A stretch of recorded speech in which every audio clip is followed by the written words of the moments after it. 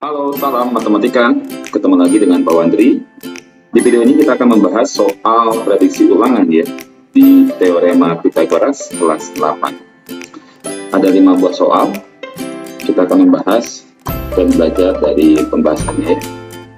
Oke, soal yang pertama. Dari gambar berikut ini, berapa perkiraan panjang tali layar dari layang-layang? Oke, agar layar tersebut menarik kapal. Ini kapalnya. Pada sudut 45 derajat. Jadi ini talinya ya. Dan berada pada ketinggian vertikal 150 meter. Jadi ini bentuk sketsa. Oke, di sini kalau kita buat perkiraan berarti bilangannya kita bentuk menjadi bentuk yang paling mendekati. Kalau kita gambar dengan segitiga, di sini ada tegak, maka ini membentuk tegak lurus siku-siku ya. Karena ini sudutnya 45, maka ini siku-siku sama kaki 45 derajat. Jadi di sini 150 meter tinggi ini, maka jaraknya di sini juga 150 meter. Sehingga garis atau tali ini ya, bisa kita cari dengan menggunakan perbandingan sisi pada segitiga dengan sudut istimewa, atau bisa kita menggunakan teorema Pythagoras.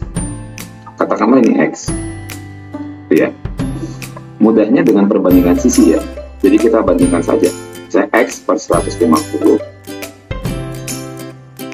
sama dengan, nah perbandingan sisinya ini untuk X itu akar 2 di depan 90 derajat, berarti akar 2 yang 150 di sini alas atau tinggi itu 1 karena sama, kita kali silang X ketemu 1 jadi X, 150 ketemu akar 2 jadi 150 akar 2. Karena ini perkiraan, akar 2 nya kita keluarkan, akar 2 itu 1,44, jadi artinya X 150 kali akar 2 dapat 216 dalam satuannya. Oke, semoga paham ya. Soal nomor 2 ya. Perhatikan gambar layang-layang A, B, C, D. Oke, panjang AC 24.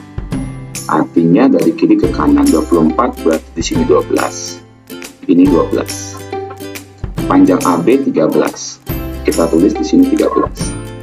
Panjang AD itu 20. Hitunglah luas bangun layang-layang. Oke, ini soalnya sudah pernah dibahas sebelumnya. Kita ulang lagi. Jadi luas layang-layang itu gunakan rumus diagonal pertama kali diagonal kedua dibagi 2. Oke, jadi diagonal pertama sudah ada AC. Lalu kali diagonal yang kedua adalah BD. Bagi 2. Yang belum ada di sini adalah ukuran BD. BD ini membagi 2. Ini anggaplah ini X, ini Y, gitu ya. Nah, kita kaitkan maksudnya dengan segitiga.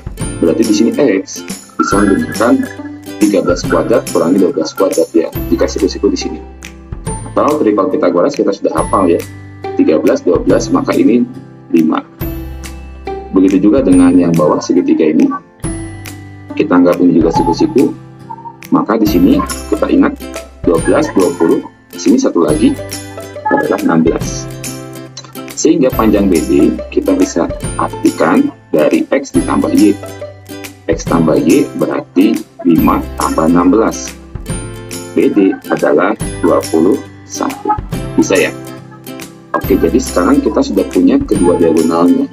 AC itu 24. Sedangkan BD adalah 21. Kemudian kita bagi dengan 2.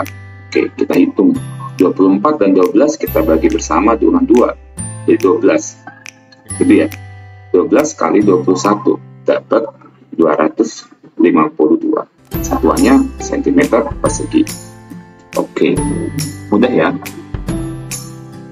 Soal nomor 3. Oke, perhatikan bangun datar jajar genjal ABCD. Ini gambarnya sudah dilengkapi dengan yang diketahui ada di sini, yaitu luas jajar genjal ABCD tersebut. Oke, jadi kita harus masuk ke dalam rumusnya dari luas jajar genjal. rumus luas jajar genjang itu adalah alas dikali tinggi. Jadi masalahnya sekarang tinggi dalam jajar genjang belum ada. Alasnya itu 20. Ini dari D sampai C dan dari A sampai B ini adalah 20. Nah, sekarang kita harus cari tingginya.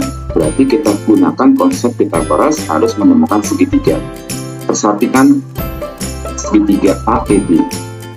Ini siku-siku di E. Kita cari panjang AE, selisih dari AB dikurangi EB. Berarti 20 kurangi 15. AE itu 5. Ya, maka di sini misalkan DE ini adalah tingginya, kita buat T. Kita ingat triple Pythagoras ya, 13, 5, maka satu lagi 12. Atau kita hitung manual, 13 kuadrat kurangi 5 kuadrat. Dapat 12. Sehingga kita dapat angkanya, alasnya itu adalah 20, tingginya itu 12. Jadi luasnya 20 kali 12, 240 cm persegi. Oke, semoga paham ya. Soal nomor 4. Perhatikan gambar maksudnya di bawah ini. Jika panjang PR itu 12. Ini ukuran PR 12 cm. Tentukan luas segitiga PQR. Jadi rumus dari luas segitiga itu alas kali tinggi bagi 2. Atau kalau dalam keterangan gambar berarti ini sama aja dengan PQ kali PR bagi 2. PQ itu belum ada, misalkan X. PR sudah ada, jadi kita cari panjang PQ. Mencari sisi yang belum diketahui, jika kita lihat di sini cuma ada satu angka, tidak bisa pakai teorema Pythagoras. Jadi kita menggunakan perbandingan sisi pada segitiga istimewa ya, siku-siku istimewa. Jadi kita buat perbandingannya dulu. Di depan 30 derajat itu 1. Di sini berarti 60 derajat. Ya, di depan 60 derajat itu adalah akar 3. Lalu di depan 90 derajat itu adalah 2. Nah, sekarang kita buat perbandingannya untuk mendapat PQ. PQ kita banding PR. Ya.